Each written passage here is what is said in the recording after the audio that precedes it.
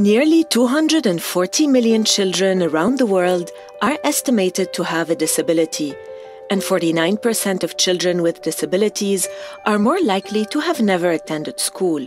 This can be due to a lack of accessible facilities, learning resources that don't accommodate their specific needs, and teachers who are not trained to support learning for all children, including those with disabilities. Through a grant from the Inclusive Education Initiative, or IEI, the World Bank is supporting the government of Rwanda to make sure that children with disabilities are provided with equal opportunities to learn.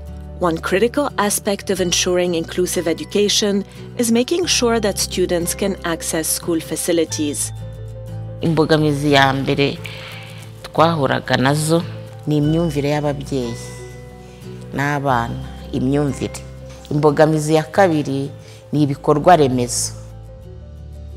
Through technical guidance from the Inclusive Education Initiative, the World Bank's Rwanda Quality Basic Education Project was able to build 126 double-story schools equipped with ramps, more than 1,200 inclusive lavatories, and about 1,100 accessible hand-washing stations. Intebe yicarwaho nk'abantu nka batatu cyangwa bane, ugasanga bari kumubyiga kubera ka kaguru kiwe agataha akaguru kasararaye. Ariko aho bubakiye aya mashuri bagashiraho nk'ubwiherero bugezweho utari ubwa mbere, aricara nta kibazo ku buryo kwa kuguru kwe kudahubangana. Yewe ikintu kintera ishema yaje kwiga hano. Aza kwiga hano mfite ikibazo nkabone se umwana wanjye azajya muri toilette gute. Abana bose ari nk'abandi bagomba kujya kwiga. Iduha toilette z'abana n'ubumuga, itwubakira etaje y'amashuri, akagare ke kakabona aho kanyura. But accessible infrastructure alone is not enough. Once the children are in school, their teachers need to have the appropriate training, teaching resources, and support to facilitate learning for all students through inclusive pedagogies and learning environments.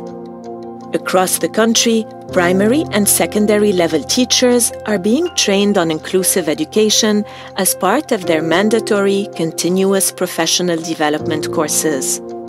Amahugurwa twahawe ku burezi budaheza bwatumye duhindura imyumvire n'abarezi bahindura imyumvire uko mbere bafataga umwana ufite ubumuga ntabwo ari kubungubu bimeze. Abana barisanzuye kubera yuko barabakiriye nk'abagenzi babo. Publishers in Rwanda are also being trained and incentivized to produce accessible digital content for inclusive education. Ku buryo ibyo tujya kwandika inkuru ubungu tubatekerezaho.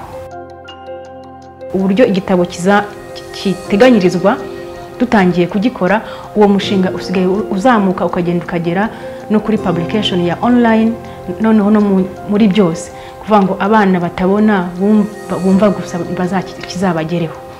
Ese n'ikinasohoka kiri printed, abana batabona babasha gusoma bimwe bize naho kizabagereho.